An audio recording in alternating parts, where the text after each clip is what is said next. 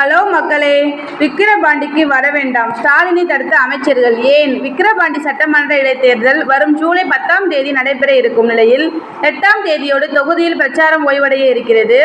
இதனால் ஆளுங்கட்சியான திமுக தரப்பில் அமைச்சர்கள், மாவட்ட செயலாளர்கள் முகாமிட்டு தேர்தல் பணிகளை தீவிரப்படுத்தியுள்ளனர். அதேபோல பாமக தரப்பில் டாக்டர் ராமதாஸ் கிராமமாக சென்று பொதுக்கூட்டங்களில் பேசி வருகிறார். பாமக தலைவர் டாக்டர் அன்புமணி பாயிண்டாக சென்று மக்களை சந்தித்து வருகிறார். தர்மபுரியில் போட்டியிட்டு வெற்றி வாய்ப்பை நழுவ விட்ட சௌமியா அன்புமணியும் அவரது மகள்களும் கூட விக்கிரபாண்டி இடைத்தேர்தல் பிரச்சார களத்தில் தீவிரமாக இறங்கி வருகிறார்கள். நாம் தமிழர் கட்சி தலைவர் சீமான் புதுச்சேரியில் தங்கியபடி தினமும் விக்கிரபாண்டியில் பிரச்சாரத்தில் ஈடுபட்டு வருகிறார். பிரதான எதிர்க்கட்சியான அதிமுக அந்த தேர்தலை புறக்கணிப்பதாக அறிவித்து விட்டதால் அதிமுகவினரின் வாக்குகளை யார் அள்ளுவது என்பதில் தற்போது கடுமையான போட்டி நடந்து கொண்டிருக்கிறது. இதற்கிடையே விக்கிரபாண்டி சட்டமன்ற இடைத்தேர்தல் பிரச்சாரத்திற்கு முதலமைச்சர் ஸ்டாலின் வருவாரா என்ற கேள்வி எழுந்துள்ளது. வெற்றி பெற்று உங்களை வந்து சந்திக்கிறோம்.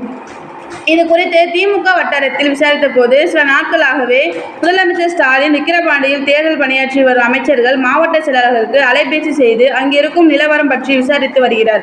ஒவ்வொருவருக்கும் ஒதுக்கப்பட்டிருக்கும் வாக்குச்சாவடியில் கடந்த சட்டமன்ற தேர்தலில் பெற்ற வாக்குகள் என்ன, கடந்த நாடாளுமன்ற தேர்தலில் பெற்ற வாக்குகள் என்ன என்று டேட்டாவோடு முதலமைச்சர் இடைத்தேர்தலில் எத்தனை வாக்குகள் வரும் என்று விசாரித்து வருகிறார். அப்போது பொன்முடி, ஜெகத் ரட்சகன் மற்றும் அமைச்சர்கள் முதலமைச்சரிடம் ஒரு வேண்டுகோள் வைத்துள்ளனர். அன்னை உடல் நலனை பார்த்துக்கோங்க.